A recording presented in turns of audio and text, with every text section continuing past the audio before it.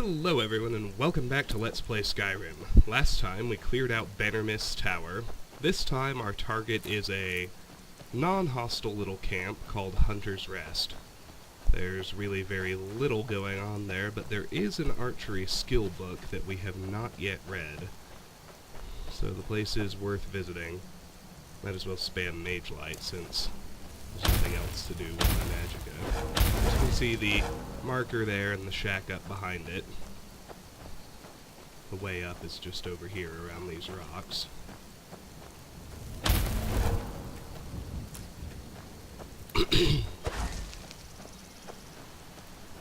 And there we have discovered Hunter's Rest. But to my knowledge, there are just 2 hunters that live here, who I won't really bother messing with. Wood chopping block, there's a beehive stuck to their, or attached to their little banner. You're not afraid you'll set fire to something? And really, truly, very little of interest. There's a searchable dead elk here. Let's do that. I thought there was some venison on the table. Ah, there it is. We'll have to steal that. Assuming I can get it to highlight. Maybe I should reanimate the elk first.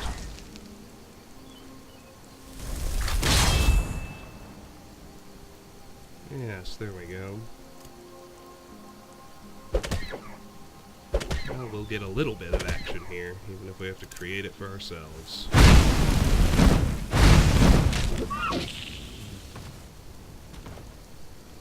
Down he goes, and he did knock those 2 venisons to the ground. Alright, here's the hunter. She's just another one of the generic hunters that are all over the game. I don't like killing them. Just seems needless. We will, however, pick their pockets. Keep your hands to yourself. And head inside the cabin, where we can steal a little more venison, a taproot, and a little bit of clutter. There's a weapon rack here, but there's nothing to take from it. There's an unlocked chest with nothing too awesome inside, and there's the second hunter.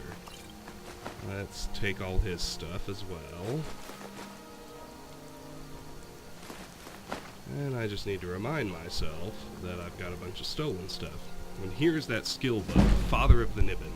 Archery. It raises archery to 41. Not too bad. Let me take this off the book list and look at my remaining free boosts for archery.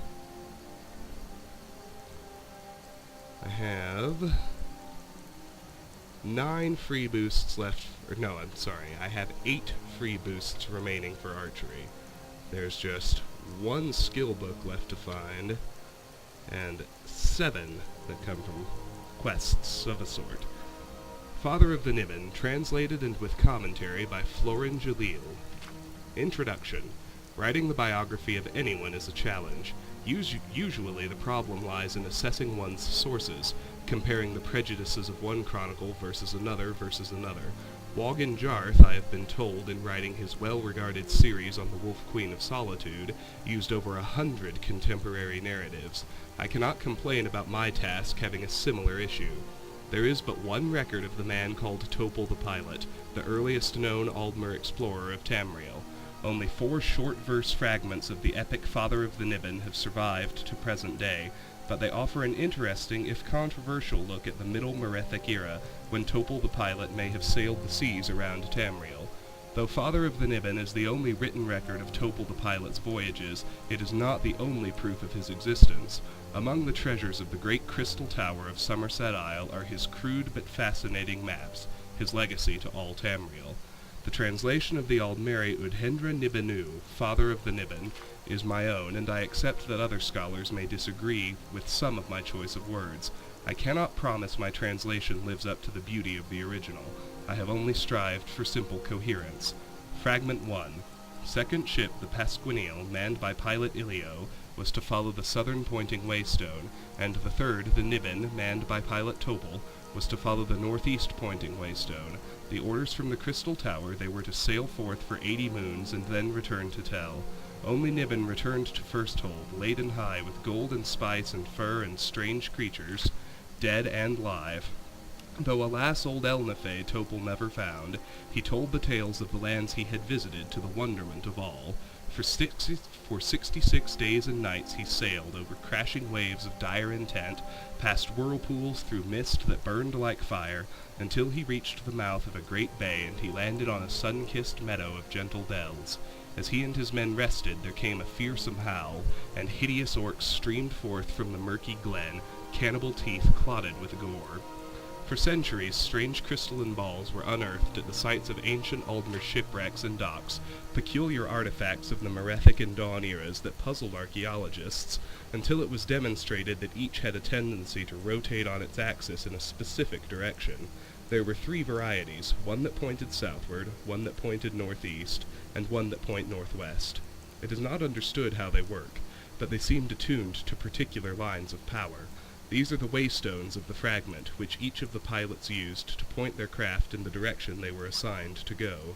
A ship with a name not mentioned in the fragment took his vessel northwest, towards Thras and Yokuda.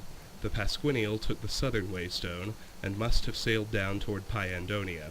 Topal and his northeast waystone found the mainland of Tamriel. It is clear from this fragment what the 3 ships were assigned to do: find a passage back to old Elnathay so that the Aldmer now living in Somerset could learn what became of their old homeland. As this book is intended to be a study of Topal the pilot, there is scarcely room to dedicate to different theories of the Aldmeri exodus from old Elnathay. If I were using this poem as my only source, I would have to agree with the scholars who believe in the tradition that several ships left old Elnathay and were caught in a storm. Those who survived found their way to Somerset Isle, but without their waystones they did not know what direction their homeland was. After all, what other explanation is there for 3 ships heading in 3 opposite directions to find a place? Naturally, only one of the ships returned, and we do not know if either or both of the other 2 found old Elnathay or perished at sea or at the hands of the ancient Pyandonians, Slode, or Yokudans. We must assume, unless we think the Aldmer particularly idiotic, that at least one of them must have been pointing in the right direction. It may well have even been Topal, and he simply did not go northeast far enough. So Topal, setting sail from First Hold, heads northeast, which coincidentally is the longest one can travel along the Abetian Sea without striking land of any kind. Had he traveled straight east, he would have struck the mainland somewhere in what is now the Colovian west of Cyrodiil in a few weeks. Had he traveled southeast, he might have reached the hump of Valenwood in a few days. But our pilot, judging by his own and our modern maps, sailed in a straight line northeast through the Abetian Sea and into the Iliac Bay before touching ground somewhere near present-day Anticlair in 2 months' time. The rolling verdant hills of southern High Rock are unmistakable in this verse, recognizable to anyone who has been there. The question, of course, is what is to be made of this apparent reference to orcs occupying the region. Tradition has it that the orcs were not born until after the Aldmer had settled the mainland, that they sprung up as a distinct race following the famous battle between Trinimac and Boethia at the time of Resdain. It is possible that the tradition is wrong. Perhaps the orcs were an aboriginal tribe predating the Aldmeri colonization. Perhaps these were a cursed folk, Orsimer in the Aldmeris, the same word for orc, of a different kind, whose name was to be given the orcs in a different era. It is regrettable that the fragment ends here, for more clues to the truth are undoubtedly lost. What's missing between the first fragment and the second is appreciable. It must be more than 80 months that have passed, because Topal is on the opposite side of mainland Tamriel now, attempting to sail southwest to return to First Hold after his failure at finding old Elnathay. Fragment 2. No passage westward could be found in the steely cliffs that jutted up like giant's jaws, so the Niven sailed south. As it passed an sandy, forested island that promised sanctuary and peace, the crew cheered in joy. Then exultation turned to terror as a great shadow rose from the trees on leathered wings like an unfurling cape. The great bat lizard was large as the ship, but good pilot Topal merely raised his bow and struck it in its head. As it fell, he asked his boatswain, "Do you think it's dead?" And before it struck the white-bearded waves, he shot once more its heart to be certain, and so for another 40 days and 6 the Niven sailed south. We can see that in addition to Topol's prowess as a navigator, cartographer, survivalist, and raconteur, he is a master of archery. It may be poetic license, of course, but we do have archaeological proof that the Merethic Aldmer were sophisticated archers. Their bows of layers of wood and horn drawn by silver silk thread are beautiful, and still, I have heard experts say, millennia later, very deadly. It is tempting to imagine it a dragon, but the creature that Topol faces at the beginning of this fragment sounds like an ancestor of the cliff racer of present-day Morrowind.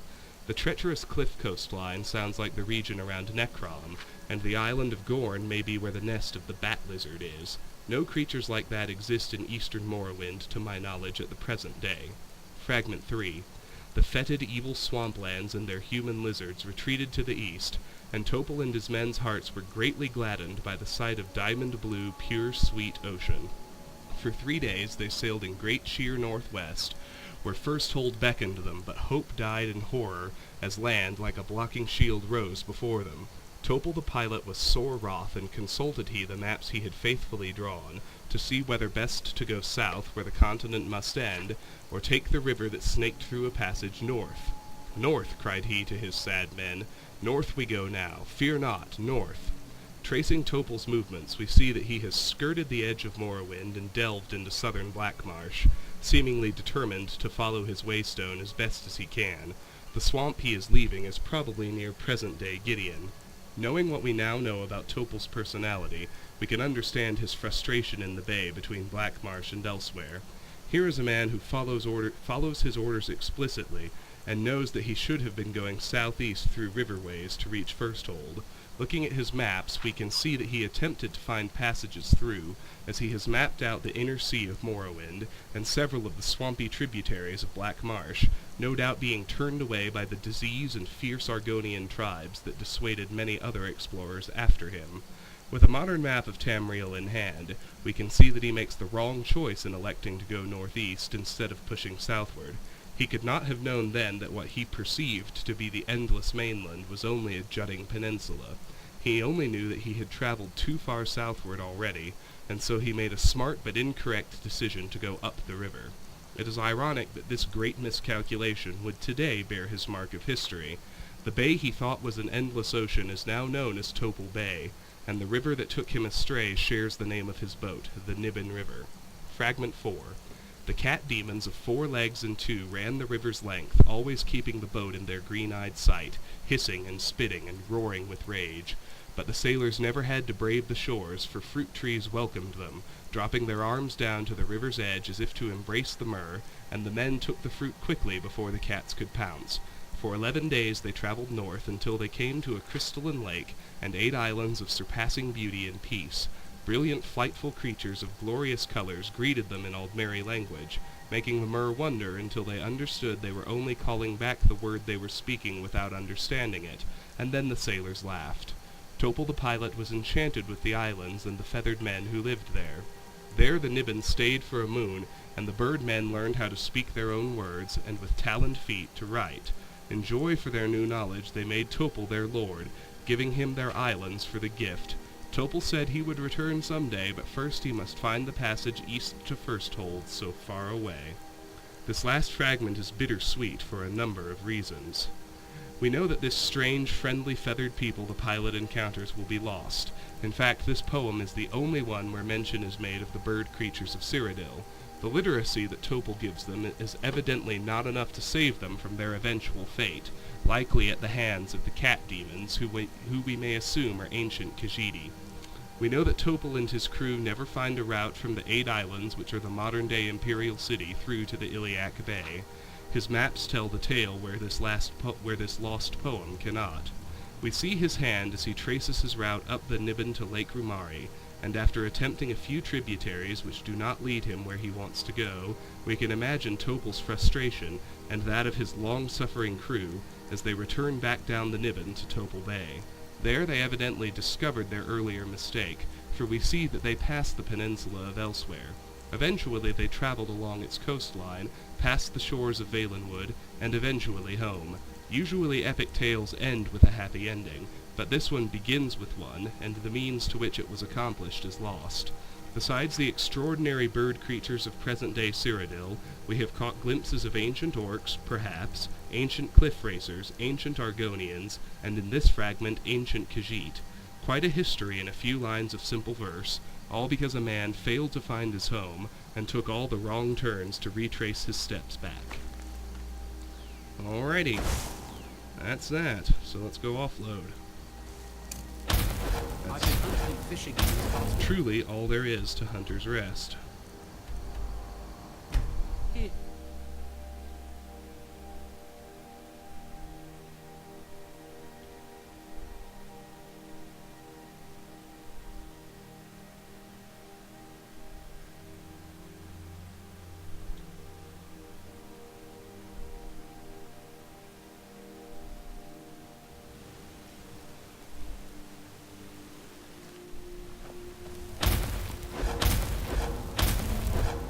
This time around, I need to remember that I'm toting a bunch of stolen stuff.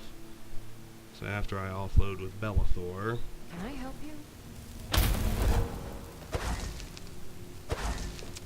I need to be certain that I drop the stolen stuff in my dresser. Papa, you're back. Wanna play a game? Isn't it past your bedtime? Aww. Braith is a big meanie. She keeps Sorry, trying to there are argue. vampires in the street. We're not going Dude, outside at I night. don't want to play with her anymore.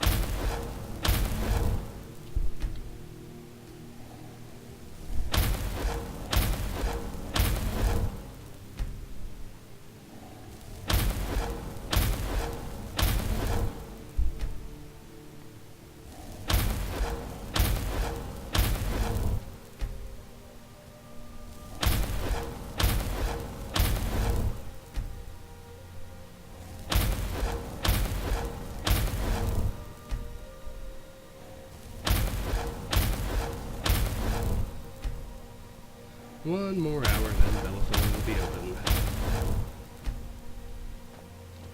And we'll stop by Arcadius too.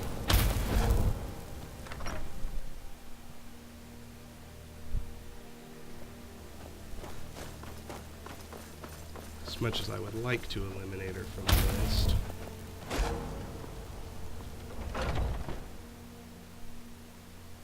Let me know if you see anything you like. What do you need, my... Ah, so you're an alchemist then. Negative. Come back anytime if you need a remedy. You know what? It's alright. We'll find those recipes eventually. Go cost your fancy man. We will find everything eventually. Take a good look around. I'm sure you'll find what That's you're the looking truth. for. Careful now. Some may call this junk. Me, I call them treasures.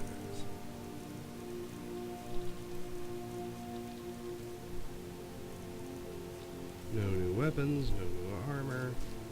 And that's it, the rest is stolen. Do come back. Pretty straightforward, so let's go drop all the stolen stuff off. Fast travel back to Hunter's Rest. And there we will call it a video.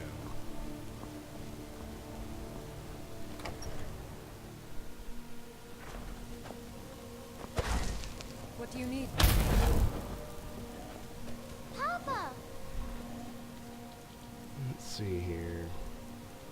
Hunting bows, iron dagger, circlet, ring, steel plate helmet, potion of magicka, bunch of food.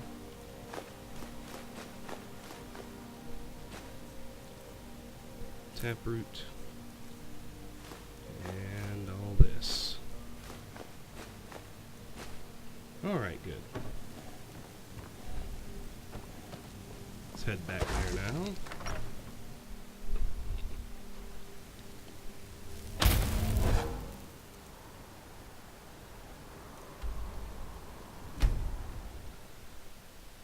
Now my next target is a little more eventful than anything we've done so far. It even has a quest associated with it. My next target is Moss Mother Cavern. And although we don't know it, we've been directed there by this quest. Locate Valder's hunting party. Now you can run straight over the hill to get there, but I think In case you haven't already noticed, there's actually a road here. In fact, let's go clear that out right quick. This trail goes all the way from Bannermist Tower. Or Bannermist Tower is where the road ends, I should say.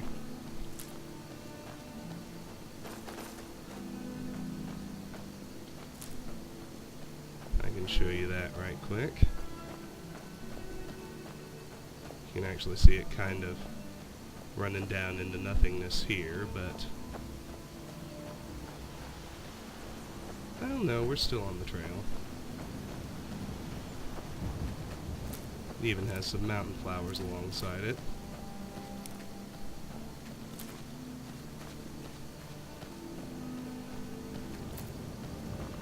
And then here's the trail up to Bannermist Tower, so yeah, we've been here, so let's follow the trail as it becomes more civilized, or more well-maintained, I guess is the actual term. You can see it's getting better maintained as we run back up towards Hunter's Rest, which it will continue to do as we go up through these rocks past it. I think I mentioned you can go straight over the mountains, but I prefer to take the trail where there is one. Let's stay on the trail until we see it link up with these cairn stones. Fox. So done. Now get back here.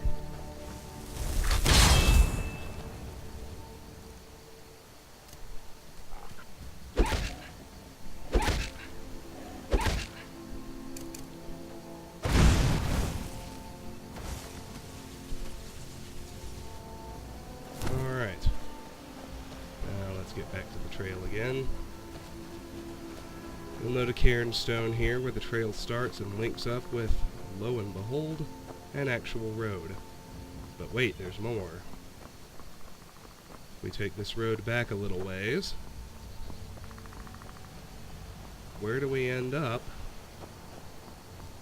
But back at Half Moon Mill, where we've been before. Now all has come full circle. Let's take the road this way. Really just a tiny little bit of main road, about 10 feet of it, and there's another trail off here to the left. And so, just down this trail is Moss Mother Cavern, my next target, so I'm going to end the video here. This has been Let's Play Skyrim. We cleared out Hunter's Rest, which there wasn't much to. Next time we will tackle Moss Mother Cavern and rescue Valder and his hunting party. Until then, thank you very much for watching, and goodbye.